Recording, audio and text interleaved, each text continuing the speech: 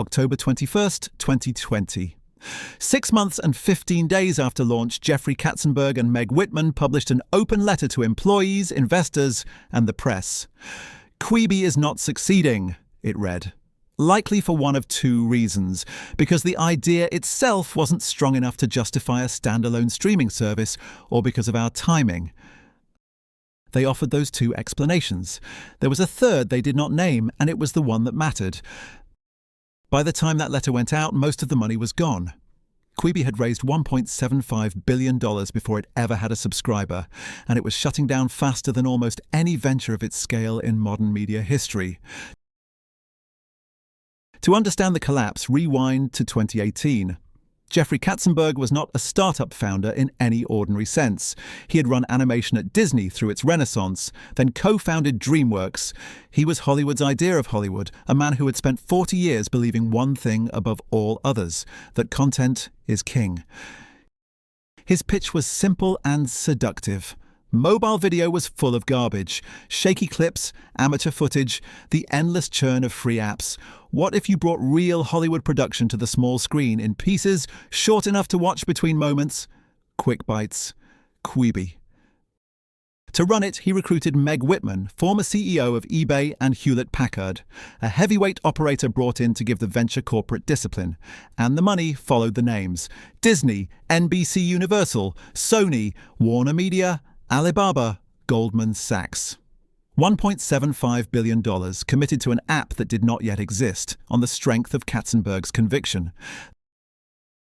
That conviction contained a diagnosis. Katzenberg looked at the mobile video market, at YouTube, at the rising tide of TikTok, and decided the missing ingredient was quality. The gap, he believed, was Hollywood. Fix the production values, and the audience would come. So Quibi spent like a studio. Roughly $1.1 billion went to content, to stars and showrunners, and the kind of budgets that bought, by some accounts, around $100,000 per minute of finished video. The talent it bought was real, and it was deep. Steven Spielberg developed a horror series. Guillermo del Toro, Sam Raimi, Antoine Fuqua attached their names. Reese Witherspoon, Idris Elba, Chrissy Teigen, Liam Hemsworth. The marquee was as bright as anything on television. Katzenberg had answered the question he asked. If the problem was that mobile video wasn't good enough, Quibi solved it. The shows were polished, expensive, professionally made. The problem was that this was the wrong question.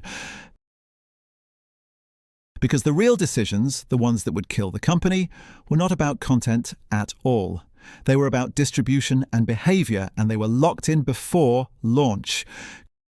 Quibi would be paid only. No free tier.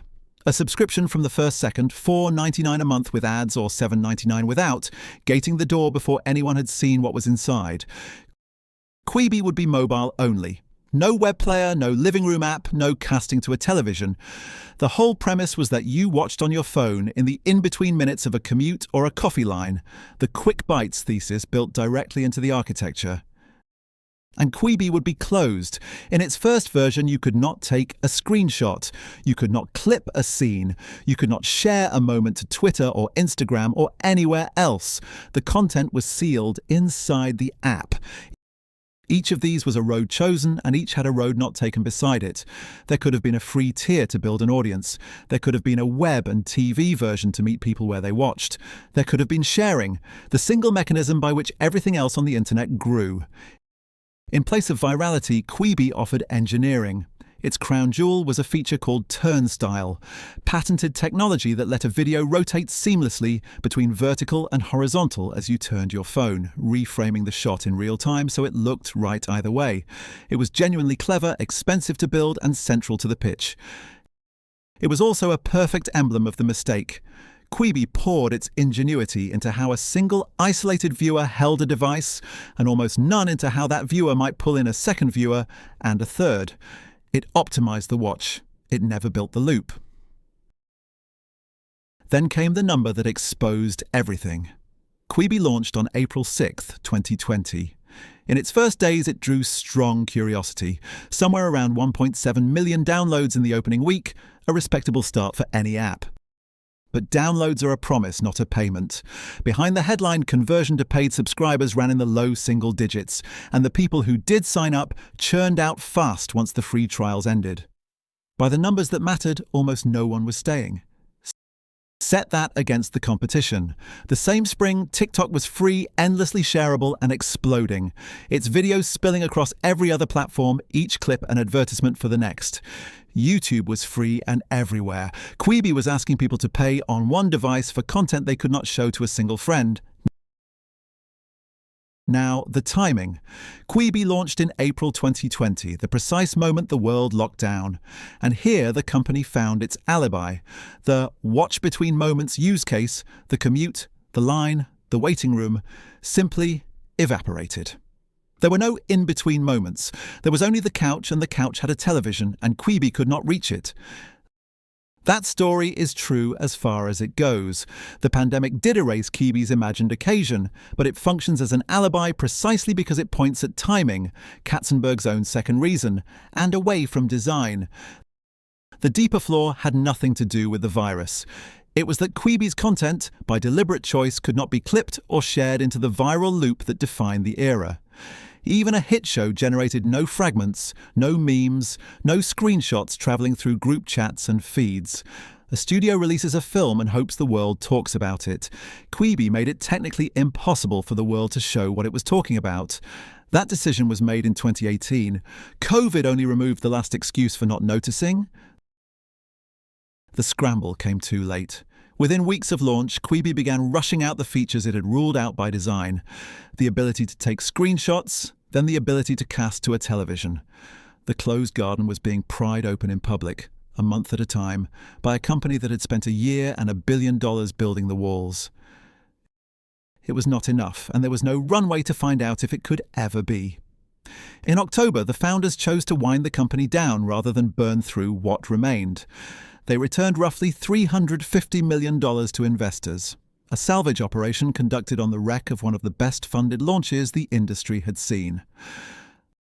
The library, all those expensive, star-laden shows, was eventually sold to Roku in early 2021 for a figure reported around $100 million. The content that was supposed to be king was liquidated for a fraction of what it cost to make and rebranded as a free, ad-supported channel that anyone could watch on a television in any length and share at will.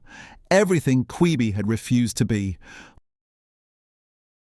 What Quibi proves is not that Katzenberg lacked talent or taste or money. He had all three in abundance. It is that he brought a studio's theory of the world to a problem the studio model could not see. In Hollywood, the scarce thing is quality, and the one who controls quality wins. So Katzenberg diagnosed a quality problem and spent $1 billion curing it. But the mobile internet era does not reward the best content sealed in a box.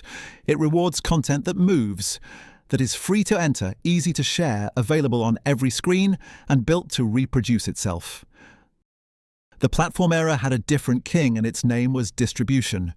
Quibi solved the wrong problem with extraordinary skill, and the receipts, the paid-only wall, the mobile-only reach, the no-sharing lock, the patent for turning a phone instead of turning a viewer into a recruiter, were all written down long before the lockdown that took the blame.